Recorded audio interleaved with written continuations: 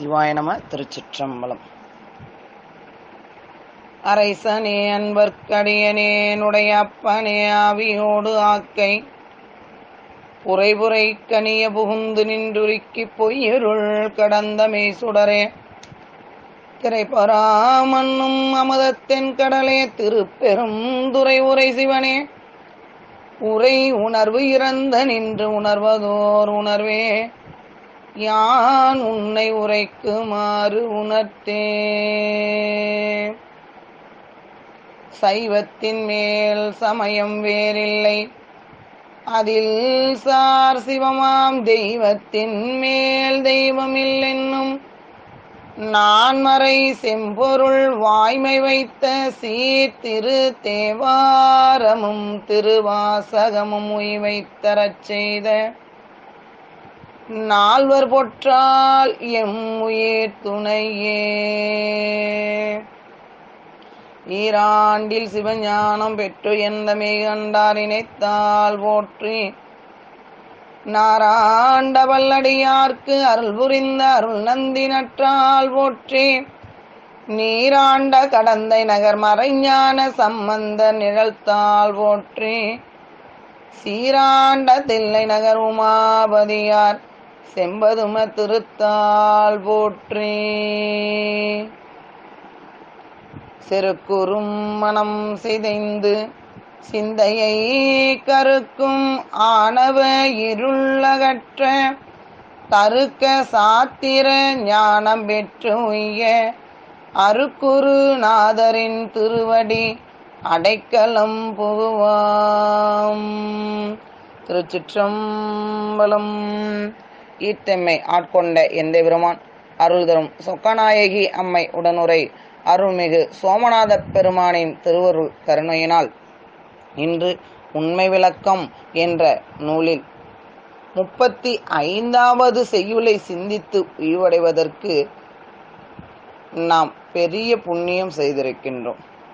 அவ்வாறு இச்செய்யுளை சிந்திப்பதற்கு கருணை செய்த நம் இறைவனின் திருவடித்தாமரைகளையும் அருக்குருநாதரின் திருவடித்தாமரைகளையும் அடிநாயேனை இச்சென்னரில் ஆற்றுப்படுத்தி வருகின்ற ஆசிரிய பெருமக்களின் திருவடித்தாமரைகளையும் அடியார் பெருமக்களின் திருவடித்தாமரைகளையும் மனம் மொழி மெய்களால் வணங்கி மகிழ்ந்து இன்றைய சிந்தனையை அடிநாயேனையும் ஆண்டு அருள் செய்யும் சோமநாத பெருமான் சிந்தித்து அடியனை கருவியாக கொண்டு சிந்தித்து அருள வேண்டும் என்று அவருடைய திருவடித்தாமரைகளுக்கு விண்ணப்பம் செய்து கொண்டு இன்றைய தலைப்பு ஊன நடனம். இந்த ஊன நடனம் என்பது என்ன அப்படின்னு சொல்லி பார்த்தீங்கன்னா,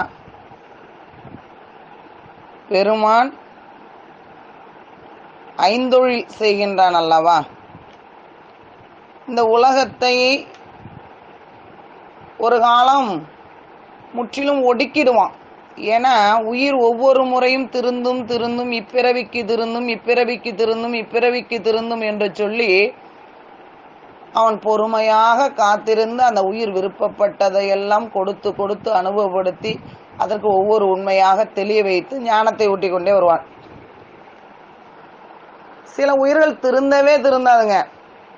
என்னப்பா எத்தனை பிறவி எடுத்தாலும் திருந்தாம மாய்க்குள்ளேயே உழன்று கொண்டு பொய்ப்பொருளை நேசித்து அப்படியே உழண்டு கொண்டே இருக்கும்.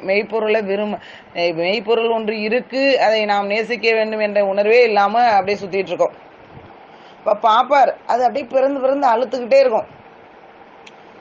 கருணையோடு என்ன செய்வார்னா, கொஞ்ச காலம் ஓய்வு கொடுப்போம் அப்படின்னு சொல்லி இந்த ஒட்டுமொத்த உலகத்தையும் ஒடுக்கி விடுவாருங்க. நாம நினைக்கிறது போல ஒடுக்குதல் என்றால் பூமி உருண்டை மட்டும் அழிஞ்சு போறது கிடையாதுங்க. அண்ட சராசத்துல இருக்கக்கூடிய அத்தனை கோள்களும் அழிய பெற்றுவிடும், எல்லாம் இல்லாம போயிடும். அதோடைய சூக்குமத்தில் போய் ஒடுக்கி கொள்ளும், ஒன்னும் இருக்காது. அப்ப எப்படி இருக்கும் இந்த உலகம்? மை இருட்டாக இருக்கும். அதான் நள்ளிருளில் நட்டம் பயின்றாடும் நாதனே என்று மாணிக்க வாசக பெருந்தகை சொல்லியிருப்பது நாம நினைக்கிறது போல சுடுகாட்டுல நர்ராத்துல ஆடுறவன் இல்லை. ஊழி காலத்தில் அனைத்து உயிர்களுக்கும் ஓய்வு கொடுத்து அந்த உயிர்கள் ஓய்வு எடுப்பதற்கு சாமி ஐந்தொழில் பண்ணணுங்க. என்ன வேலை? இதை விட யாரால கருணை செய்ய முடியும்? அப்போ இந்த உலகத்தை ஒடுக்கிறான் இல்லைங்களா, இந்த உலகத்தை ஒடுக்கிய பின் மீண்டும் அந்த உலகத்தை தோற்றுவிப்பாங்க. அப்படி தோற்றுவிப்பதற்கு ஒரு ஐந்தொழில் நடனம் அவன் செய்ய வேண்டும். அப்புறம் இந்த உயிர்கள் உறங்குவதற்கு சாமி ஐந்தொழில் செய்ய வேண்டும். இது ரெண்டு சூக்கும ஐந்தொழில் அப்படின்னு பேருங்க. ஒடுக்கிய உலகத்தை மீண்டும் தோற்றுவிப்பதற்கு ஒரு ஐந்தொழில் செய்வான். உயிர்கள் உறங்குவதற்கு ஓய்வெடுப்பதற்கு ஒரு ஐந்தொழில் செய்வான். இது ரெண்டும் சூக்கும ஐந்தொழில் அப்படின்னு பேரு. அப்புறம் பிறப்புக்கு வந்த நிலையில உயிர் விழிப்பு நிலையில், அதாவது 5 வகையான இடத்தில் உயிர் நிற்கும். மேலே கீழையும் மூலாதாரத்துல இறங்கி ஓலக்க மண்டபம் வரைக்கும் வந்து போகுங்க உயிர். எந்த விஞ்ஞானியும் இது வரைக்கும் சொன்னதில்லை நம்ம உயிர் எங்கே இருக்கிறதுன்னு. அணுக்களே உயிர்னு சொல்றாங்க. இல்லை, உயிர் என்பது வேறு. அது இந்த வீடு, இந்த உடம்புங்கிற வீட்டுல 5 இடத்துல சாமி வச்சிருப்பாருங்க.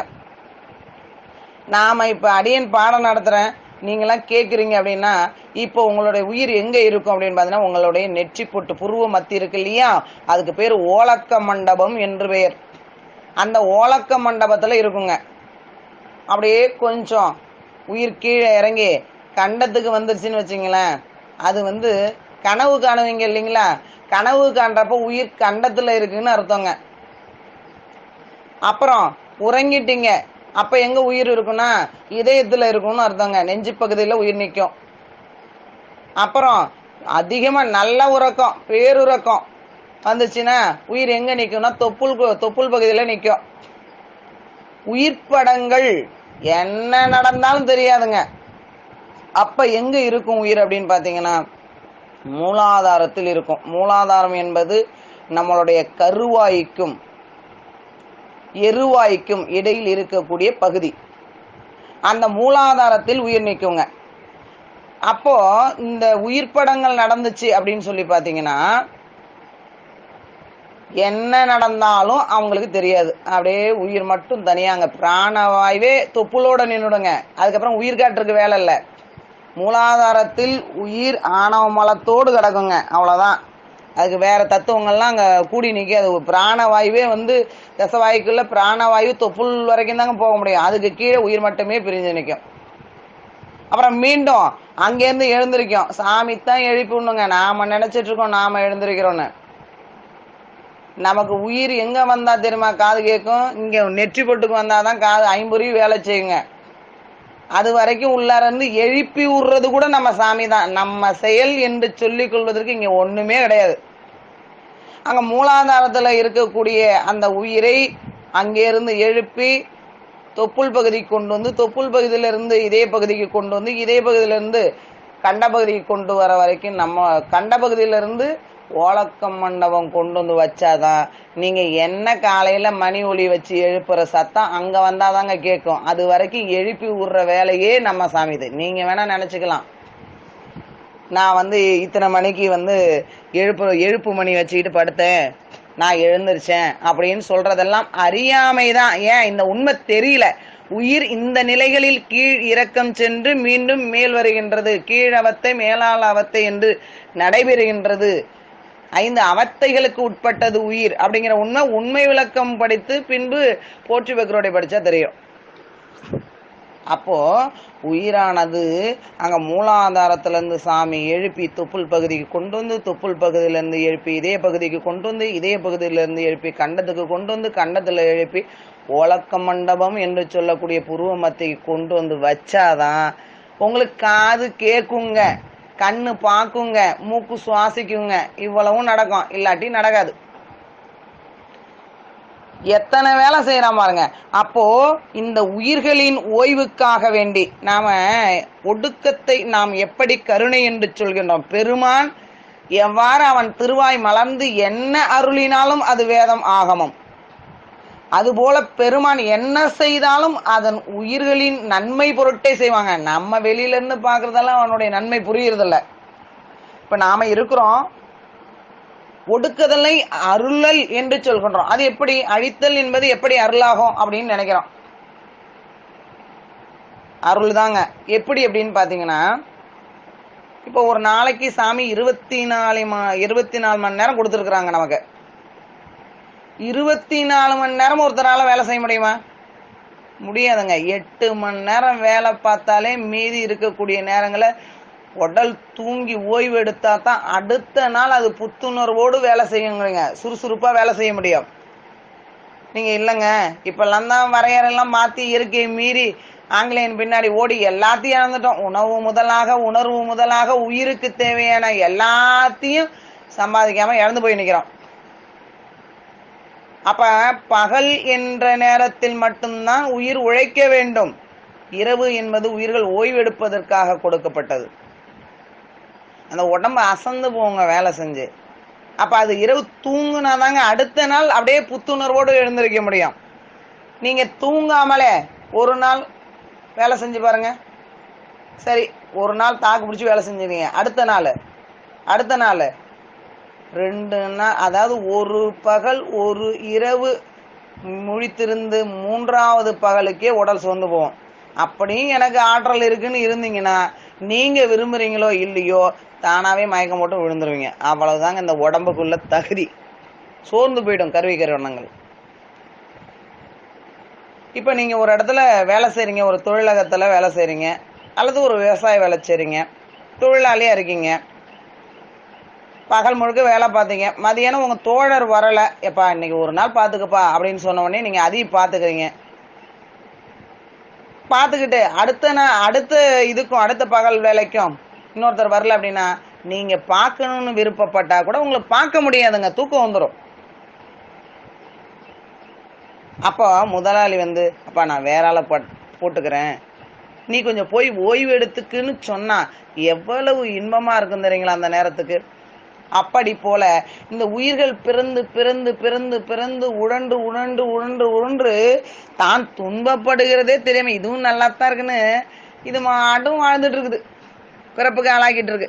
சாமி பார்த்தார், அதை கொஞ்ச நாள் ஓய்வெடுக்க சொல்லி மீண்டும் பிறப்புக்கு கொண்டு வருவோம் என்பதற்காக செய்வதே ஒடுக்கம். அதனாலதான் அந்த ஒடுக்கம் அழித்தல்லாம் சொல்லக்கூடாதுங்க, ஒடுக்கம் என்றுதான் சொல்ல வேண்டும், ஒடுக்குதல். இப்ப ஒவ்வொரு நாளும் பெருமான் மூலாதாரத்துக்கு உயிரை கொண்டுட்டு போலன்னா என்ன ஆகும் தெரியுங்களா? உயிர் ஓய்வுலாம் எடுக்க முடியாதுங்க.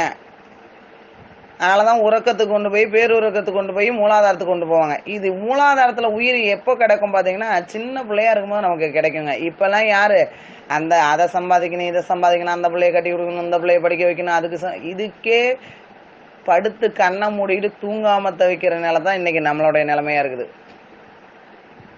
வாழ்க்கை போராட்டம், இதோட போராடுவதே பொழப்பா வச்சுட்டு இருக்கிறோம்.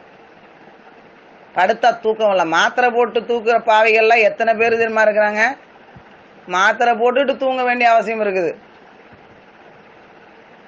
அப்படியெல்லாம் இல்லைங்க, 5 எழுத்து சொல்லுங்க, தானா தூக்கம் வரும்.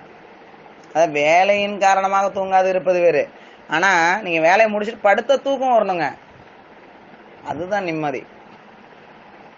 5 எழுத்து சொல்லி பாருங்க. நீங்க அந்த உங்களுடைய திருப்பணி காரணமா வேணா நீங்க தூங்காம இருக்கலாம், ஆனால் கிடைக்கிற நேரப்ப படுத்தீங்கன்னா தூங்கிடுவீங்க. அப்போ ஒவ்வொரு நாளும் சாமி என்ன பண்றாரு, உயிரை கொண்டு போய் ஒடுக்கத்துல வச்சு அதை ஓய்வெடுக்க சொல்லி மீண்டும் எழுப்பி எழுப்பி கொண்டு வரார். இப்ப இந்த உலகத்தை ஒடுக்கி மீண்டும் அந்த உலகத்தை தோற்றுவிப்பதற்கு ஒரு 5 தொழில் செய்கின்றான். அப்புறம் அந்த உயிர்கள் உறங்குவதற்கு ஒரு 5 தொழில் செய்கின்றான். இது 2க்கும் பேரு சூக்கும 5 தொழில். அப்புறம் உயிர் விழிப்பு நிலையில், அதாவது ஓலக்க மண்டபத்துல தத்துவங்களோட கூடி உலகியல் இன்ப துன்பங்களை அனுபவிப்பதற்கு நுகர்வதற்கு ஒரு 5 தொழில் செய்யணுங்க. நாம கேட்கணும்னா சாமி அதுக்கு ஒரு 5 தொழில் செய்யணும்.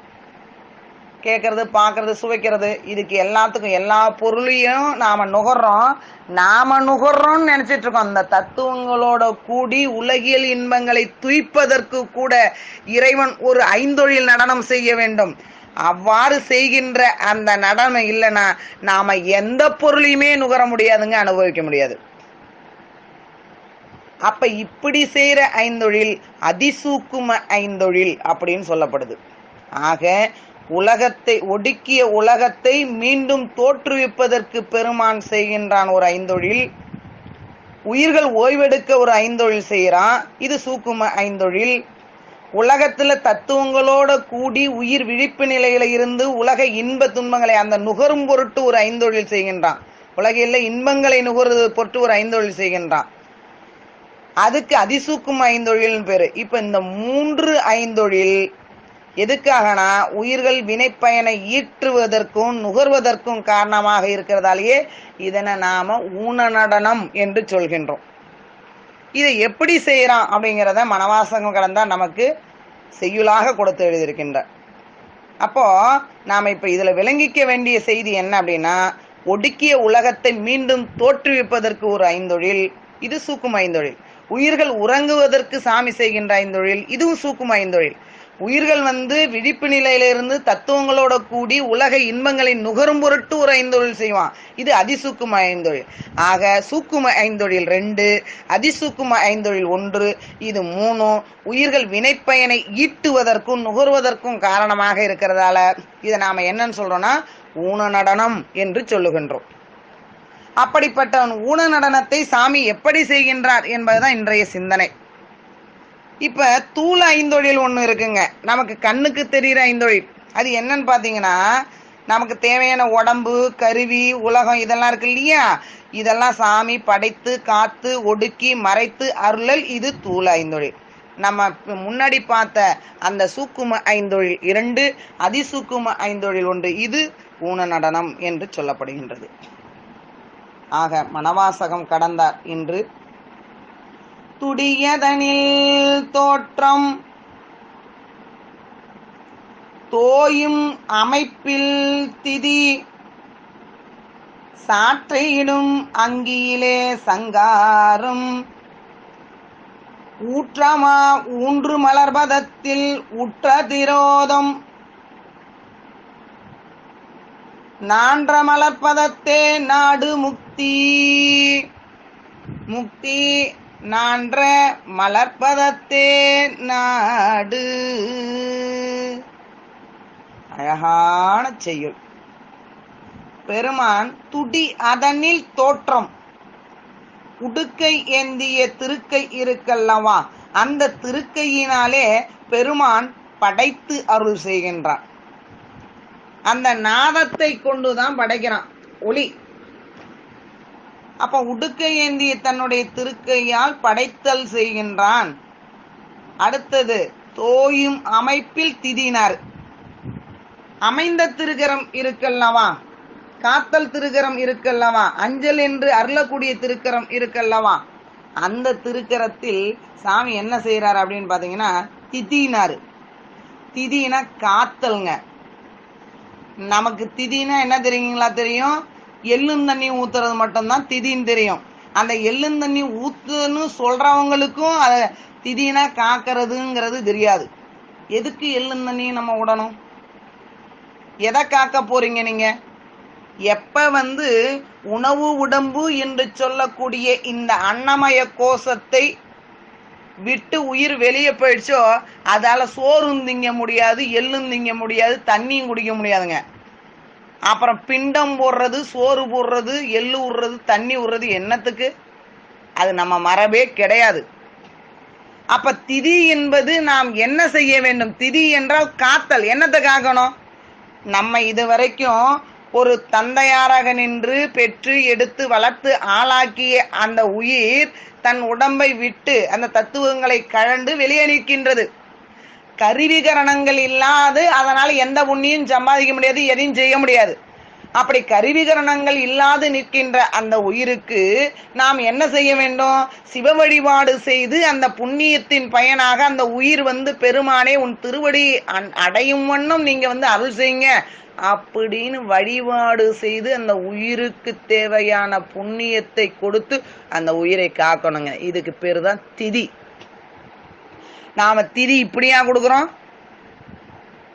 திதினா உக்காந்து எள்ளும் தண்ணியை விட்டுட்டு சிறுதெய்வத்தை கும்பிட போயிட்டு இருக்கோம். இது அல்லங்க, அந்த உயிருக்கு செய்யற துரோகமாகத்தான் இது அமையும். வழிபாடு செய்து அந்த வழிபாட்டின் பயனாக எனக்கு தந்தையாராக இருந்தாரே அவருடைய உயிர் பெருமானே, அது தவம் இருக்கும் என்றால் உங்களுடைய திருவடியை வந்து அடைய வேண்டும். அப்படி தவம் அதற்குரிய தவம் இல்லை என்றால் மீண்டும் தாங்கள் கொடுக்கின்ற பிறப்பு சிவத்தை நேசித்து சிவத்தொண்டு செய்யக்கூடிய ஒரு பிறப்பாக அவர்களுக்கு கொடுத்தருளி உங்களுடைய திருவடியில சேர்க்க வேண்டும் என்று விண்ணப்பம் செய்து பெருமானுக்கு வழிபாடு செய்யறதாங்க திதி காத்தல் என்று சொல்லுவாங்க. இந்த சொல்லுக்காக இங்க வெளியில போயிருக்கோம் இப்ப. ஆனா இங்கு நமக்கு மனவாசம் கடந்தார் சொல்லி இருப்பது தோயும் அமைப்பில் திதி. அமைந்த திருக்கையினாலேயே சாமி காத்தலை செய்கின்றார். அடுத்து மூன்றாவது, சாற்றியிடும் அங்கியிலே சங்காரம். அங்கி என்றால் நெருப்பு. இந்த சாற்றியிடும் அப்படின்னா புகழ்பெற்ற, ஏன் இந்த புகழ்பெரும் தீயேந்திய திருக்கரம் என்று சொல்றாங்கன்னா, சாமியே தீவண்ணனுங்க, சாமியே சுடர், சாமியே சோதிதான். அப்படி இருக்கிற அவன் தான் கொஞ்சம் கொஞ்சமா நமக்காக இறங்கி வந்து அருள் செய்கின்றான். அதனால அங்க புகழ்பெரும் தீயேந்திய கரம் இருக்குல்லவா, அந்த திருக்கரத்தால ஒடுக்கலை செய்கின்றான், ஒடுக்குறான். இன்னொரு பொருள் அதுல காணலாங்க. இப்போ நம்ம கிட்ட ஒரு 1000 கொள்ளளவு உடைய மூட்டை இருக்கு. இத நாமே தூக்கிட்டு போகணும். நம்மளால தூக்கிட்டு போக முடியுங்களா? ரொம்ப, ஆனா தூக்கி தான் ஆகணும். ரொம்ப துன்பப்பட்டு தூக்கிட்டு போறோம். ஒருத்தர் வந்து, பாரும்மா நீ சிரமப்படுற, இத கொஞ்சம் நான் பங்கு போட்டு தூக்கிட்டு வரேன் அப்படின்னு சொன்னார்னா எப்படி இருக்கும்? அப்படியே மகிழ்ச்சியா இருக்குங்க அந்த நேரத்துக்கு. அதுபோல நமக்கு ஏகப்பட்ட வினை மூட்டை மேல இருக்குங்க. அது அத்தனையும் நாமே தான் நுகர்ந்தாகணும், நாமே தான் துய்த்தாகணும். அவ்வளவு மூட்டையும் நம்ம என்னைக்கு தூக்கி என்னைக்கு நுகருது? சாமி பார்த்தாரு, கருணையா குருவா வந்தாரு, உபதேசம் பண்ணாரு. தங்கம், நான் அதை எரிச்சு சாம்பலாக்கிறேன் தங்கம், உனக்கு இந்த அந்த வினை மூட்டையை தூக்க வேண்டிய அவசியமே இல்லை என்று காதில் உபதேசம் செய்துட்டா வேலை முடிஞ்சிச்சுங்க. அப்போ நாம் கொண்டு வந்து இங்க அனுபவித்து கொண்டிருக்கின்றோமா, இப்ப கொண்டு வந்த வினை, அந்த வினை நம்மள்ட்ட இருந்துகிட்டே இருக்கும். அப்ப அந்த வினையின் பயனாக நாம் செய்கின்ற ஒவ்வொரு சொல்லும் நினைவும் செயலும் எல்லாம் இறைவனுடையது என்று நின்றால் மட்டுமே நம்ம கணக்குல எந்த பாவமும் புண்ணியமும் வாராது. அப்போ வினையைத்தான் பெருமான் என்ன பண்றான்? ஒடுக்குறாங்க. உயிரையெல்லாம் அழிக்கிறதே கிடையாது. சாமி வந்து நாம நினைக்கிறது உயிருக்கானது கிடையாது. இந்த உலகத்தை படைத்து காத்து ஒடுக்கி மறைத்து அருள் செய்கின்றான். இந்த அருளில் மறைத்தல் ரெண்டுமே உயிரிடத்தில் நடைபெறுகின்றது. முதல்ல இருக்கிற 3 உலகம், உடல், கருவி கரணங்களை நடைபெறுகின்றது. நாம ஏற்கனவே உண்மை உலகத்துல நல்லா சிந்தனை பண்ணியிருக்கிறோம். உயிருக்கு நடைபெறுகின்றது 2. அந்த முதல் 3 இருக்கக்கூடியது உடல் சார்ந்து இருக்கக்கூடிய அந்த கருவிக உலகம், நுகர்பொருள், உடம்பு இவற்றுக்கு செய்யக்கூடிய தொழில் என்று பார்த்திருக்கிறோம். ஆக அவனுடைய அந்த புகழேந்திய தீயேந்திய திருக்கரத்தால ஒடுக்கலை செய்கின்றான். ஊற்றமா ஊன்று மலர்பதத்தில் ஊற்ற திரோதம்னாரு. அந்த முயலகன் அப்படியே கீழே படுத்திருப்பான். நடராச பெருமான் வடிவத்தை பார்த்தீங்கன்னா கீழே அதன் மேல அழுத்தமா சாமி ஊன்றியிருப்பாரு. எழுந்துடவே கூடாதுடா ஆனவன், கீழவே இரு அப்படின்னு சொல்லிட்டு. இது எப்படி போல அப்படின்னா, நாம இருட்டுல இருந்தோம், இப்ப இருட்டுக்குள்ள வெளிச்சம் வந்துருச்சு. ஒரு மின் விளக்கை பயன்படுத்திட்டோம். பயன்படுத்தின உடனே அந்த இருள் வெளியே போயிடுச்சு அப்படின்னா இல்லைங்க, அந்த அறையிலேயே தான் இருக்குதுங்க. என்னாச்சு அந்த இருள்னா, அந்த விளக்கின் மின்சார விளக்கின் ஒளிக்கு அது அடங்கி கிடக்கு. நீங்க அந்த மின்சார விளக்கை நிறுத்தின அடுத்த நொடி அந்த அறை முழுக்க இருட்டு இருக்குங்க. இப்ப இருட்டு உண்மையாவே வெளியில போயிடுச்சு அப்படின்னா என்ன பண்ணணும்? விளக்கு நிறுத்தணும், கொஞ்சம் கொஞ்சம் கொஞ்சம் கொஞ்சமா உள்ளார வரணும். அப்படியே வருது இல்லையே. அந்த அறையில மின்சார விளக்க போட்ட அடுத்த நொடி அந்த இருள் காணாம போயிடுது. அந்த மின்சார விளக்க நிறுத்தின அடுத்த நொடி இருள் முழுமையா வந்துடுது. அப்ப அங்கதான் இருக்குங்க. அப்ப இந்த நம்மள்ட்ட ஆணவம் எப்ப வேலை செய்யாது அப்படின்னா, அருள் என்ற ஒளி நம்மிடம் இருக்கும் பொழுது ஆணவம் அடங்கி கிடக்குதுங்க. அந்த அருளை விட்டு கொஞ்சம் விலகி நின்னோம்னா ஆனா முழுமையா நமக்கு வேலை செய்ய ஆரம்பிச்சிடும். அதனாலதான் நித்தம் வழிபாடு செய்ய வேண்டும், நித்தம் திருக்கோயில் செல்ல வேண்டும், நித்தம் திருமுறை பாராயணம் செய்ய வேண்டும். எப்படி இந்த உடம்புக்கு தேவையான உணவை 3 வேளையும் போட்டுக்கிறோமோ, உயிருக்கு தேவையான அந்த உணவை, அஞ்செழுத்து உணவை 21,600 முறை ஒவ்வொரு உயிரும் சொல்லணுங்க. இது 21,600 முறை என்பது நம் உயிர்காற்று உள்ளே சென்று ஒவ்வொரு நாளும் வெளியே வருகின்ற அளவு. ஒரு நாளைக்கு சாமி 21,600 முறை இந்த உயிர்காற்றை உள்ளார அனுப்பி வெளியில கொண்டு வந்துட்டு இருக்கிறாரு. வெளியே வந்த உயிரை உள்ளார அனுப்பிட்டு இருக்காரு. இந்த உயிர்காற்றை முதல்ல நம்மளால உள்ளார அனுப்பி வெளியே கொண்டு வர முடியுமா? நாமளா செய்யறோம்? சாமி தானா செஞ்சிட்டு இருக்காருங்க. இங்க நம்ம செயல் எதுவுமே இல்லைங்கிறத இந்த ஒரே ஒரு உதாரணத்தை வச்சு நம்ம உணர்ந்து கொள்ள முடியும். நீங்க வேணா நானே உயிர்காற்றை சுவாசித்துக் கொள்கிறேன் அப்படின்னு சொல்லி நீங்க சுவாசிச்சு பாருங்க பார்க்கும். 10 தடவைக்கு மேல சுவாசிச்சுங்கன்னா அசந்து போயிடுங்க உங்க உடம்பு. எத்தனை பெரிய கருணையாளன் தெரியுமா? இன்னைக்கெல்லாம் பேசுறாங்க இறைவனே இல்லை என்று, தவம் இல்லாத காரணத்தால். உங்க உயிர்காற்ற முதல்ல உள்ளார அனுப்பி வெளியே கொண்டு வந்து உங்க செய்யற வேலையை உங்களால செய்ய முடியுமா? முடியாது. சாமி ஒவ்வொரு நாளும் 21,600 முறை மூச்சு காற்றை உள்ளே அனுப்பி வெளியே கொண்டு வந்துட்டு இருக்கிறான். அப்ப இத்தனை முறையும் நாம அஞ்செழுத்து சொல்ல வேண்டுங்க. நம்மளால சொல்ல முடியுமா? இப்ப இருக்கிற காலத்துல சொல்ல முடியாது. அதுக்குத்தான் அதெல்லாம் கொஞ்சம் கொஞ்சமா சுருக்கி 108 கொண்டு வந்தாங்க. அப்புறம் 108 மணியை உருட்டும் பொழுது மட்டும்தான் மந்திரம் சொல்ல வேண்டுமானா அப்படி இல்ல. மெல்ல மெல்ல சொல்லி சொல்லி நான் தழும்பேறி அந்த மந்திரம் உயிர் மூச்சோடு கலந்து நிற்குங்க. அப்ப உயிர் மூச்சு எப்பெல்லாம் போதும், நீங்க என்ன பேசினாலும் என்ன செய்தாலும் என்ன எண்ணிக்கொண்டு இருந்தாலும் அஞ்செழுத்து உங்க சுவாச காற்றோடு ஓடி சென்று கொண்டு வெளியே வந்துட்டே இருக்கும்.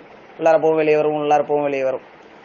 அப்ப நீங்க 21,600 முறையும் மந்திரம் சொல்லிக் கொண்டிருப்பீர்கள். இது பழக்கத்தால் வருவது, பெருமான் அருளால் வருவது.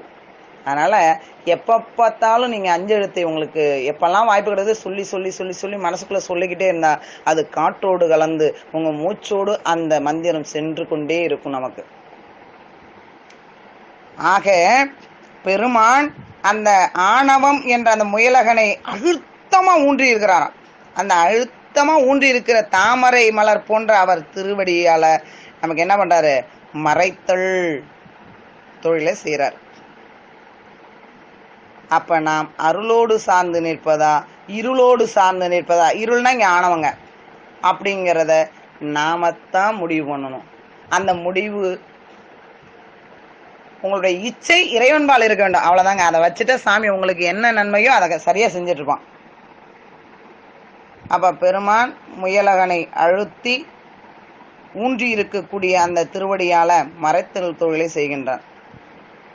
அப்புறம் தூக்கிய திருவடி இருக்கு இல்லையா, அந்த தூக்கிய அழகிய திருவடியால உயிர்களுக்கு அருள் செய்து கொண்டிருக்கின்றான். ஆக இப்படி பெருமான் செய்வது உடுக்கை ஏந்திய கரத்தினால் படைத்தும் அமைந்த திருக்கையால் காத்தும் தீயேந்திய திருக்கையால் ஒடுக்கியும் முயலகனை அழுத்தமாக ஊன்றியிருக்கும் திருவடியால் மறைத்தலையும் தூக்கிய திருவடியால் அருள் செய்வதுமே நாம் ஊன நடனம் என்று சொல்லுகின்றோம். மிகவும் அழகாக சொல்லி இருக்கின்றார் நம்மளுடைய மனவாசகம் கடந்தார். எல்லோரும் சிந்தித்து உய்வடையக்கூடிய ஒரு செய்யுளாக இருக்கின்றது. ஊன நடனம் என்பது ஒடுக்கிய உலகத்தை மீண்டும் தோற்றுவிப்பதற்காக பெருமான் ஒரு ஐந்தொழில் செய்கின்றான். உயிர்கள் உறங்க வேண்டி ஓய்வெடுக்க வேண்டி ஒரு ஐந்தொழில் செய்கின்றான். இது ரெண்டும் சூக்கும ஐந்தொழில் அப்படின்னு சொல்லப்படுகின்றது. உயிர்கள் விழிப்பு நிலையில இருக்கும் பொழுது உலக இன்பங்களை நுகர்வதற்காக வேண்டி ஒரு ஐந்தொழில் செய்கின்றான். அது அதிசூக்கும ஐந்தொழில். அப்ப சூக்கும ஐந்தொழில் 2, அதிசூக்கும ஐந்தொழில் 1. இது 3ம் ஊன நடனம் என்று சொல்லப்படுகின்றது. இந்த ஊன நடனம் என்பது தன்னுடைய உடுக்கை ஏந்திய திருக்கையால் படைத்தும் அமைந்த திருக்கையால் காத்தும் புகழ்பெறும் தீயேந்திய திருக்கையால் ஒடுக்கியும் முயலகனை ஊன்றிய திருவடியால் மறைத்தும் தூக்கிய திருவடியால் அருள் செய்தும் ஆகிய நிலையில் நமக்கு அருள் செய்து கொண்டிருக்கின்றான், நடனம் ஆடிக்கொண்டிருக்கின்றான். அப்படிப்பட்ட நடனமே நாம் ஊன நடனம் என்று சொல்லுகின்றோம். திருவாசியும் நிறைசுடரும் என்னவாக இருக்கின்றது என்பதை நேற்றைய சிந்தனையில் நமக்கு சொல்லி அருளிய இறைவனார் இன்று ஊன நடனம் இப்படிப்பட்டது தான் கண்ணு அப்படிங்கிறத அழகா நமக்கு எடுத்து சொல்லியிருக்கிறாங்க. மிக சிறப்பான செய்யுளாக இருக்கின்றது. மீண்டும் மீண்டும் மீண்டும் சிந்திக்க வேண்டிய நிலையில் இருக்கக்கூடிய ஒரு செயலாக இருக்கின்றது. எவ்வளவு கருணை இருந்தால் பெருமான் இவ்வாறு நமக்கு அருள் செய்கின்றான் பாருங்க. நம்ம உயிர் உறக்கம் கொள்வதற்கும் பெருமான் தான் ஐந்தொழில் செய்கிறான். நம்ம உயிர் அங்கிருந்து எழுந்து வரத்துக்கும் இறைவன் தான் அருள் செய்கின்றான். ஒரு தூங்குறதுக்கு கூட பெருமான் தான் உதவி செய்து நிற்கிறான் என்றால் அவன் மேல நமக்கு அன்பு வராத இருக்குமா? நாம நினைக்கிறோம் வெளியில அம்மா எழுப்புறாங்கன்னு. அம்மா எழுப்புற அந்த சொல் நமக்கு கேட்க வேண்டும் என்றால் உயிர் மேல வந்து நிக்கணுங்க, ஓலக்க மண்டபம் வந்து நிக்கணும். நமக்கு தெரியலங்க அவன் செய்யற கருணை. ஆனால் நாம் செய்த புண்ணியம், இந்த உண்மை விளக்கத்தில் இருக்கக்கூடிய அடியார்கள் எல்லாம் செய்த புண்ணியம், தவம், பெருமான் இந்த உண்மையை உணர்த்தி நமக்கு அருள் செய்திருக்கின்றார். சிவாய நம. திருச்சிற்றம்பலம்.